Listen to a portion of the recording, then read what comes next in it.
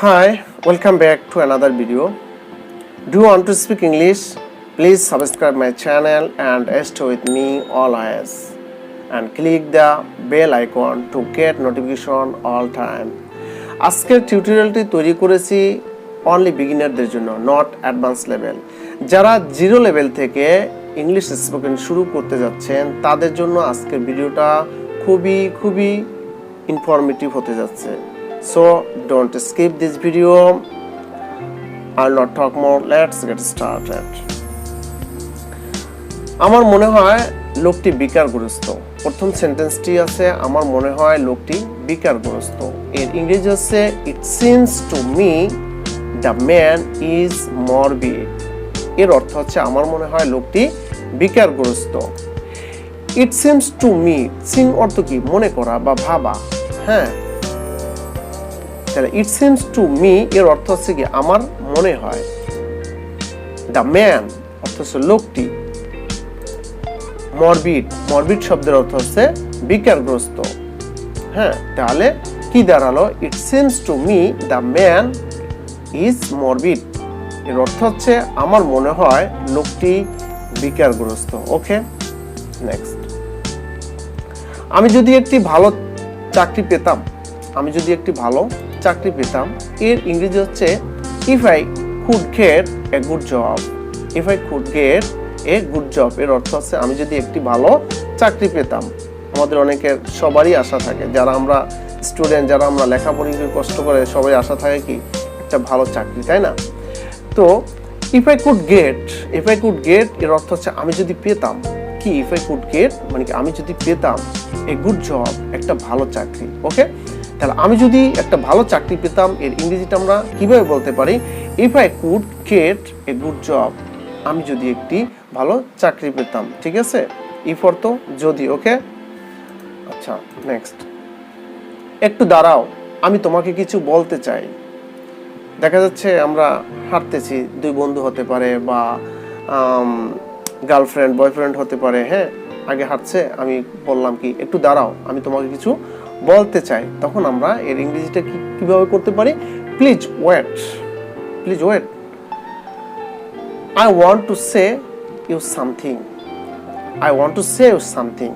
Please একটু দাঁড়াও, আমি তোমাকে কিছু বলতে চাই। তাহলে প্লিজ ওয়েট এর অর্থ হচ্ছে কি একটু দাঁড়াও। প্লিজ ওয়েট এর অর্থ হচ্ছে একটু দাঁড়াও। I want to say you something, আমি তোমাকে কিছু বলতে চাই। I want to say something, এখানে আই অর্থ আমি, ওয়ান্ট অর্থ চাওয়া, টু সে কি, টু সে অর্থ বলা, ইউ অর্থ তুমি, আমরা সবাই জানি। সামথিং মানে কি কিছু, হ্যাঁ, কোনো কিছু। ওকে, তাহলে please wait, I want to say something, একটু দাঁড়াও বা দয়া করে একটু দাঁড়াও, আমি তোমাকে কিছু বলতে চাই। ওকে,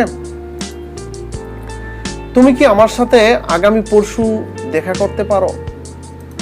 এর ইংরেজিটা হচ্ছে can you see me day after tomorrow.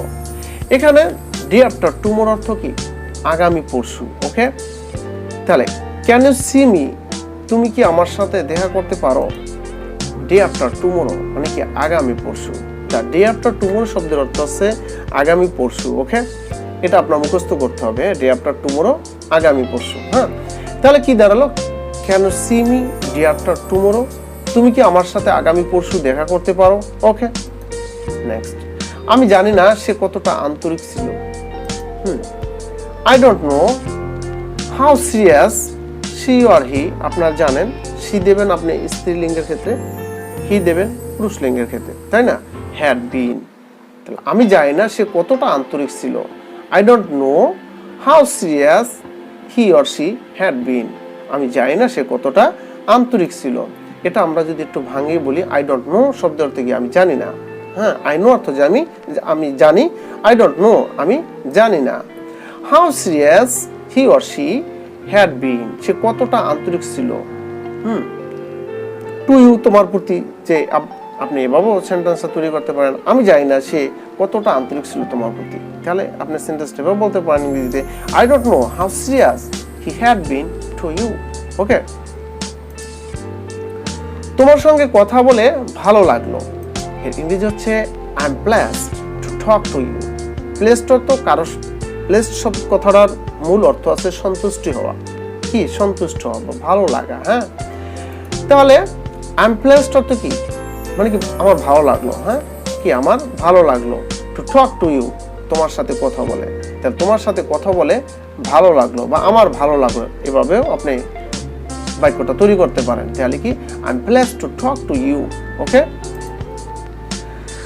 আপনি যা চান তা আমি করতে পারবো না। দেখা যায় আপনার কাছে অনাকাঙ্ক্ষিতভাবে কিছু দাবি করলো একজনে, যেটা আপনি তাকে করে দিতে পারছেন না, বা আপনার পক্ষে যেটা quietly impossible to do this. Okay, তাহলে আপনি যা চান তা আমি করতে পারবো না। ইংরেজি হচ্ছে I shall not be able to do as you desire, as you desire. Okay, তাহলে I shall not be able to do অর্থ হচ্ছে আমি তা করতে পারবো না, আমি তা করতে পারবো না। অ্যাজ ইউ ডিজায়ার, আপনি যা চান। ডিজায়ার অর্থ কি পছন্দ। ইউ ডিজায়ার মানে কি তোমার পছন্দ বা আপনার পছন্দ। মাই ডিজায়ার আমার পছন্দ। হ্যাঁ, ইউ ডিজায়ার আপনার পছন্দ, এভাবে বিষয়টা বুঝছেন। তাহলে কি দাঁড়ালো, আপনি যা চান তা আমি করতে পারবো না। হ্যাঁ, I shall not be able to do as you desire. Okay, next, আমি দুঃখিত যে আমার পক্ষে এই প্রস্তাবে সম্মত হওয়া সম্ভব নয়। দেখা যায় আপনাকে এমন একটা প্রস্তাব কেউ দিল, যে প্রস্তাবে রাজি হইলে আপনার ক্ষতির সম্ভাবনা থাকে বা সামাজিকভাবে আপনি হ্যায় প্রতিপন্ন হতে পারেন। সেক্ষেত্রে আপনার এরকম এই ধরনের কথা বলতে হবে, ঠিক তাই না? যে আমি দুঃখিত যে আমার পক্ষে এই প্রস্তাবে সম্মত হওয়া সম্ভব নয়। তাহলে কি I regret I can't accept this proposal. I can't accept this proposal. হ্যাঁ, I regret শব্দ অর্থ কি আমি দুঃখিত। I regret মানে কি আমি দুঃখিত। I can't accept this proposal, আমার পক্ষে এই প্রস্তাবে সম্মত হওয়া সম্ভব না। বা আমি এই প্রস্তাবটা গ্রহণ করতে পারি না, এর অর্থটা কিন্তু এভাবেও দাঁড়ায়। আচ্ছা, বুঝতে পারছেন? তাহলে আশা করি। তাহলে আমি দুঃখিত যে আমার পক্ষে এই প্রস্তাবে সম্মত হওয়া সম্ভব নয়, এর অর্থ হচ্ছে I regret I can't accept this proposal. ওকে, আপনি আমার সাথে একমত নন, তাই না? আপনি আমার সাথে একমত নন, তাই না?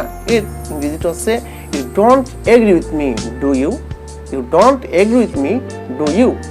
অর্থাৎ হচ্ছে আপনি আমার সাথে একমত নন, তাই না? তাহলে you don't agree with me এর অর্থ হচ্ছে কি আপনি আমার সাথে একমত নন, কি ডু ইউ, তাই না? এখানে ডু তাই না মানে কি এটা ভাব অর্থ ব্যবহৃত হয়েছে, ঠিক আছে? তাহলে কি দাঁড়ালো সেন্টেন্সটা, আপনি আমার সাথে একমত নন, তাই না? You don't agree with me, do you? Okay, next, আপনি আমাকে পুরোপুরি বিশ্বাস করতে পারেন। আপনি আমাকে পুরোপুরি বিশ্বাস করতে পারেন বা তুমি আমাকে পুরোপুরি বিশ্বাস করতে পারো। হ্যাঁ, you can fully trust me, অথবা রিলাই অন। রিলাই অন অর্থ নির্ভর হওয়া, কারো প্রতি নির্ভর হওয়া। হ্যাঁ, রিলাই অন। ওকে, তাহলে you can fully trust me, you can fully trust me অর্থাৎ আপনি আমাকে পুরোপুরি বিশ্বাস করতে পারেন বা তুমি আমাকে পুরোপুরি বিশ্বাস করতে পারো।